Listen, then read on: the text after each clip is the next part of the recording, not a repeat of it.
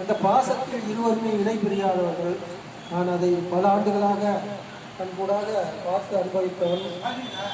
32 ஆண்டுகளாக ஐயா அவர்களுடன் பயணித்த அனுபவத்தால் அவருடைய கொள்கை தனித்தன்மையான கொள்கையாக இருந்தாலும் நட்பு என்று வந்துவிட்டால் அந்த இடத்தில் அந்த நட்பை விட்டுக் கொடுக்க மாட்டார்.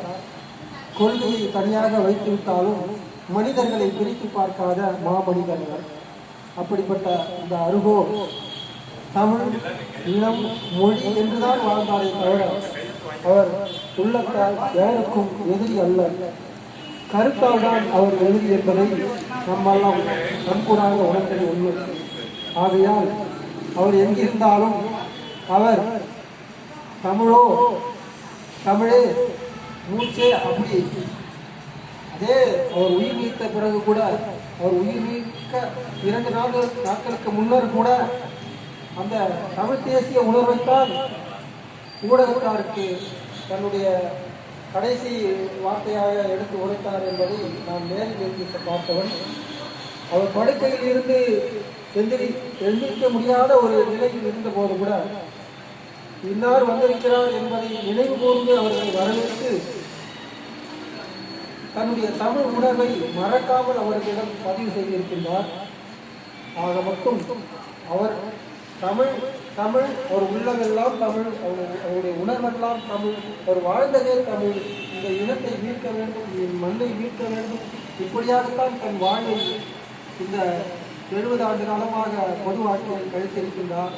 தன்னுடைய ஏட்டில் அவர் தன்னுடைய ஆணித்தரமான உண்மையை சொல்வாரே தவிர நேரில் சென்று பார்ப்பவர்களுக்கு பழகுபவர்களுக்கால் அவர் எப்படிப்பட்ட அற்புதமான மனிதர் என்பதை நாம் எல்லாம் உணர முடியும். அப்படிப்பட்ட மனிதரை தமிழ் ஜாதியில் நாம் இழந்திருக்கின்றோம்.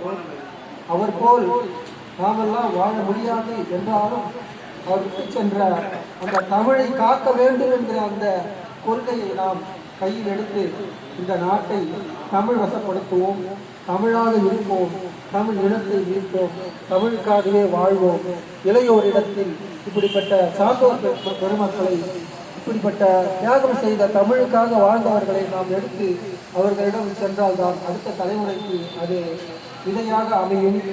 இப்படி நாம் 4 பேர் ஒரு அறையில் கூடி நாமெல்லாம் கலைந்து செல்வதை விட இன்று இருக்கின்ற இளைய தலைமுறைக்கு இதையெல்லாம் அவர்களுடைய செவிக்கும், அவருடைய பார்வைக்கும், அவருடைய எண்ணத்திற்கும் நாம் கொண்டு சென்றோமானால் இப்படியெல்லாம் வாழ்ந்திருக்கிறார்கள்.